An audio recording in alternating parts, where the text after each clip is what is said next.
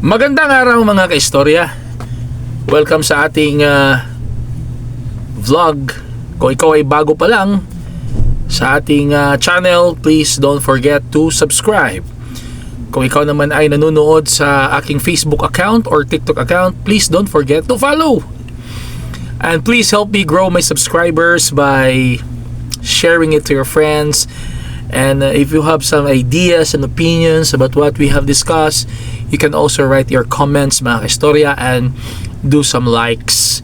And kung natuwa ka sa ating pinag-usapan ngayon, there is another way to express your satisfaction and support.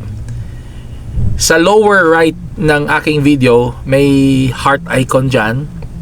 Please click that one. At pag-click nyo, lalabas ito.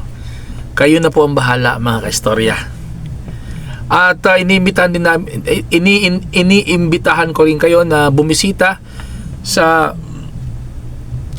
Facebook account ng aking wife.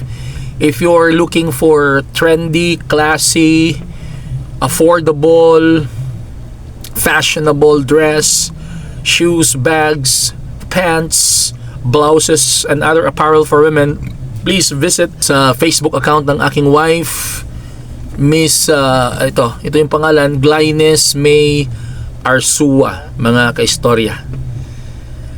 At bago tayo magsisimula sa ating mainit na balitaktakan ngayon, ay Genesis Organic Spirulina muna tayo mga kaistorya, sapagkat ang Genesis Organic Spirulina ay isang food supplement. Blue-green algae itinanim sa fresh mineral water with a very low pollution mga kaistorya. Itong spirulina na ito ay maraming mga nutritional contents na kailangan po ng ating katawan. Mabibili ito online at sa mga Mercury drugstores and pharmacies nationwide. Kaya kung hanap mo yung kalidad na spirulina ng bayan, Genesis Organic Spirulina. So bago tayo magsisimula sa ating mainit na diskusyon ay uminom muna tayo.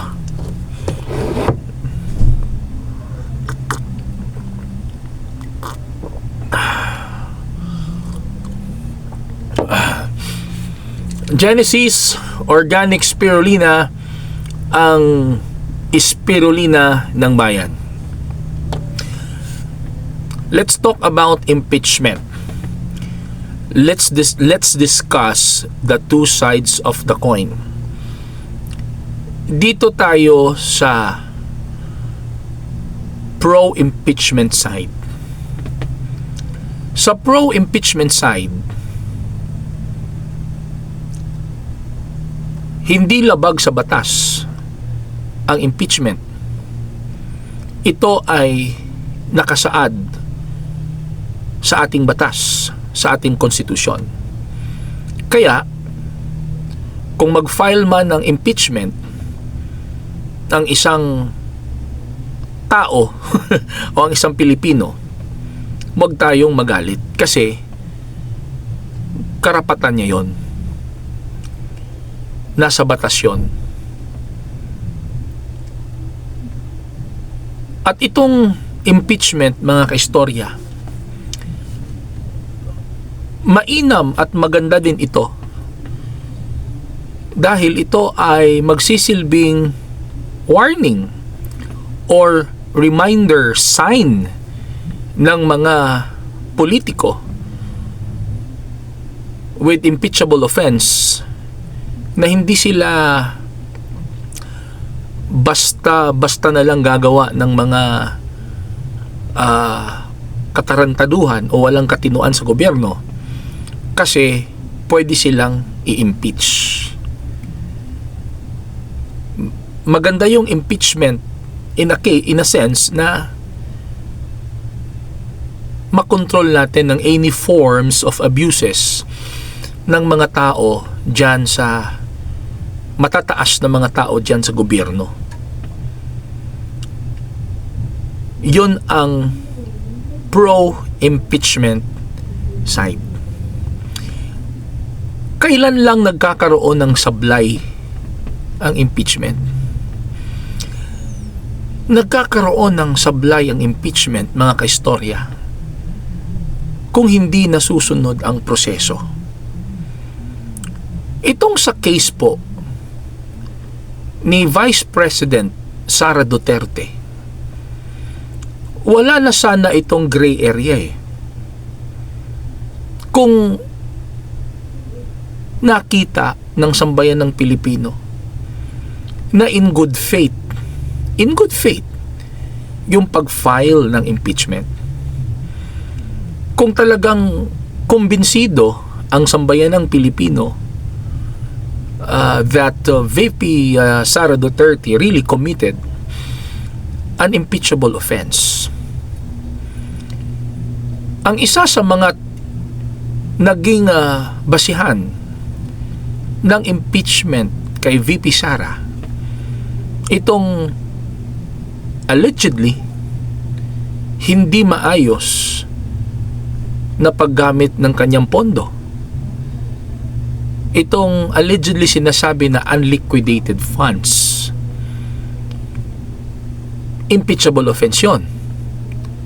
Ang hinihintay ng sambayan ng Pilipino na magsasalita ang Commission on Audit, maglalabas ng official na statement ang COA na sa Office of the Vice President merong mga notice of disallowances na hindi nila ma-justify. Kasi ang tawag doon sa mga unliquidated funds is notice of disallowance. Yun ang hinihintay ng sambayan ng Pilipino. Kasi ang COA ang may karapatan na magsabing may katiwalian sa paggamit ng pondo. Kaya nga sila tinatawag na Commission on Audit. Yun ang trabaho ng mga auditors. Tignan kung naggastos ba ng maayos ang pera or ang budget.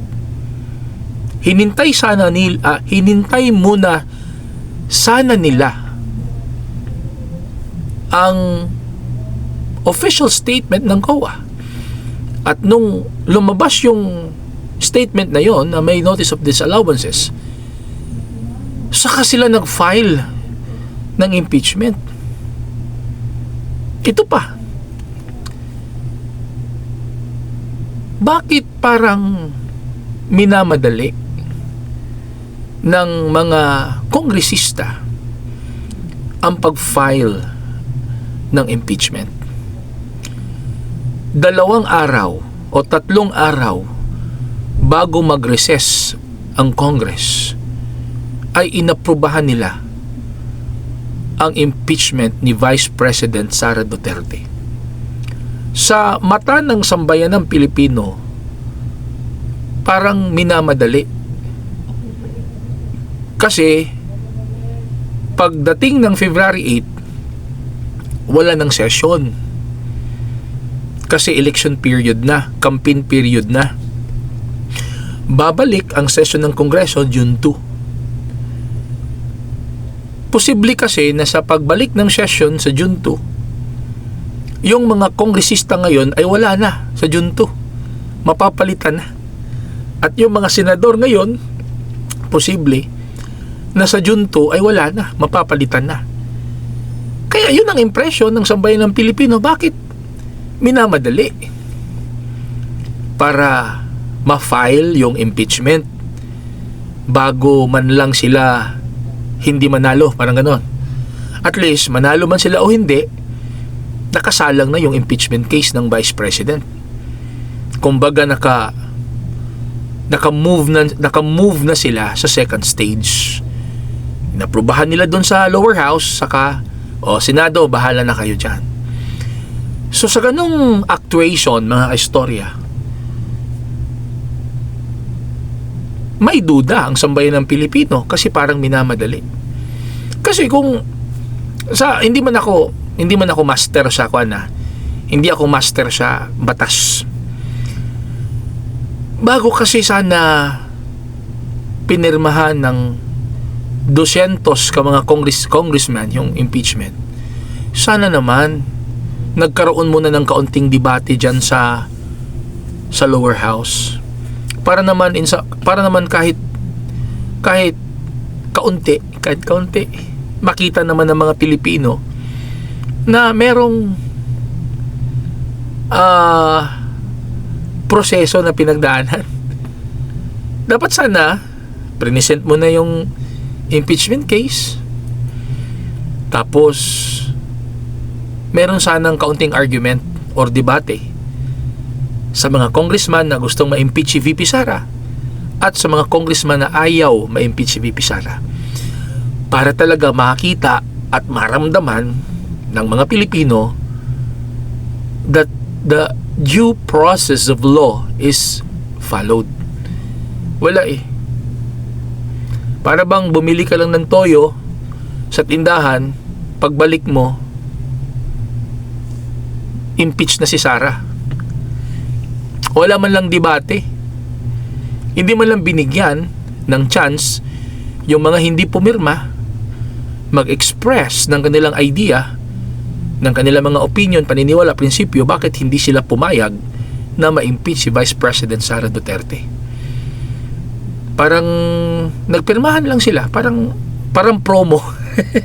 Parang nag-receive lang ng mga promo. Yun ay nag-create ng hindi masyadong magandang pag-iisip sa mga Pilipino. Ang impression, minamadali. Real talk tayo mga kaistorya. Para bang atat na atat para bang merong atat na matanggal si Vice President Sara sa kanyang pwesto kasi siya ang papalit. Ganun yung impression ng mga taong nagmamasid. Lalong-lalo na nung marinig ko sa balita, mga kaistorya, na kapag pala ma-impeach si Vice President Sara Duterte, yun ang narinig ko sa balita, correct me if I'm wrong, si President Bongbong Marcos Jr. pala ang mamimili kung sino ang gagawin niyang Vice President. Ulitin ko kung ma-impeach si Vice President Sara Duterte, si President Bongbong Marcos Jr. pala ang mamimili kung sino ang ipapalit niyang Vice President. Yun, panibagong issue na naman yun. Parang ang balita na iyon ay parang nag-corroborate or nag-justify sa mga pagdududa na minamadali ang pag-impeach kay Vice President Duterte kasi merong gustong pumalit. Yun. Kasi sana hindi dapat ganon. Sana dumaan sa proseso. Bakit mga kaistorya? Ilan lang ba ang mga congressman? Di ba nasa mga 300? Ito yung ilan yung bumoto? Ilan yung pumirma sa impeachment ni Vice President Sara? 205? 200 plus? Yun lang bang 200 plus na mga legislators, na mga mambabatas ang magpapatalsik sa isang opisyal na binoto ng mahigit 30 milyon na mga Pilipino? Isama na natin ang mga senador. Kung sakasakaling ma-impeach, maalis si Vice President Sara Duterte, ganun lang ba kadali magpatanggal ng isang Vice President na binoto ng milyon-milyon, 30 million plus Filipino people? Di ba isang hindi masyadong magandang precedent? Kasi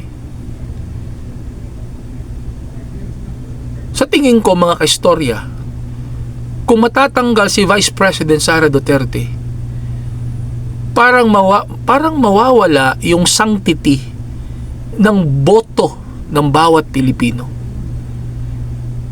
Hindi man lang nabigyan ng karapatan ng isang Pilipino na protektahan ang vice president na kanyang binoto. 'Di ba? Yung 30 million plus feel so helpless about what is happening right now.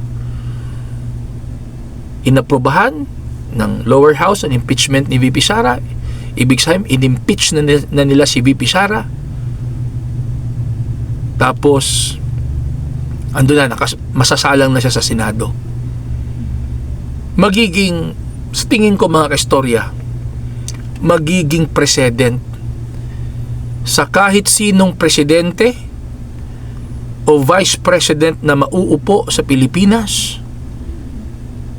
Kayang-kaya at napakadali lang palang tanggalin. Nakuha nyo? Point ko. Kung magiging successful ito, kung matatanggal si Vice President Sara Duterte through impeachment, magiging precedent ito, mga kaistorya. Sa susunod na presidente at Vice President, halimbawa, ganito, kung meron palang mag-aambisyon sa pwesto ng isang presidente o ng isang vice president, ang kailangan lang pala niya numbers, ang kailangan lang pala niya numero dyan sa lower house para ma-impeach ang isang presidente o isang vice president na ang nagpaupo hindi ang mga congressman at senador, kundi ang nagpaupo ay sambayanang Pilipino. Mga kaistorya, hindi po ako pro Sara Duterte ha. Hindi rin po ako pro Marcos. Ito ay aking honest to goodness opinion. Nakikita ko mga kaistorya, this is not a good precedent. Isipin mo yan. Ginastusan ng gobyerno ang eleksyon. Milyon-milyong pera mula sa buwis or taxes ng mga Pilipino ang nagastos para maisagawa ang eleksyon, para maiboto ng mga Pilipino ang nais nilang magiging leader nila. Tapos parang ganun-ganun na lang na may mga lumabas na mga issue, hindi pa ganun ka-polish ang mga accusations. I-file mo na yung impeachment, aaprubahan doon sa lower house, ipapasa sa Senado, ita-trial, worst case scenario, matatanggal pa. Ganun-ganun na lang mga kaistorya kadali. Kahit na ilang milyon ang gastos ng gobyerno para sa eleksyon at ilang milyong Pilipino ang bumuto sa kanila. Di ba? Ulitin ko, ano yung magiging precedent dyan mga kaistorya? Sa susunod na mga eleksyon, president or vice president, pwede palang tanggalin sa pwesto niya kung mayroong mag-aambisyon dyan sa baba. Ang kailangan lang ay numbers. Kaya sabi ko ito kasing impeachment, it's not a judicial process it's a political process Ito, real talk na tayo mga kaistorya. Real talk na tayo mga kaistorya. Kung itong mga congressman at mga senador, if they will not stick to their principle, but they were more loyal to their political party than to the Filipino people, mga kaistorya, impeaching the president or the vice president is just a numbers game. Ang pagtanggal ng isang presidente o ng isang vice president na binoto ng milyon-milyong Pilipino, ang kailangan mo lang pala ay alliance. Oh, di ba? So sana maisip nila yan. Yan lang naman pananaw ko mga istorya. Hintayin na lang natin. Kasi parang hindi mo na maisasagawa ang trial dyan sa Senate. Antabayan na lang natin mga kaistorya sapagkat Hindi pa naman magsisimula ang trial sa Senate kasi election period.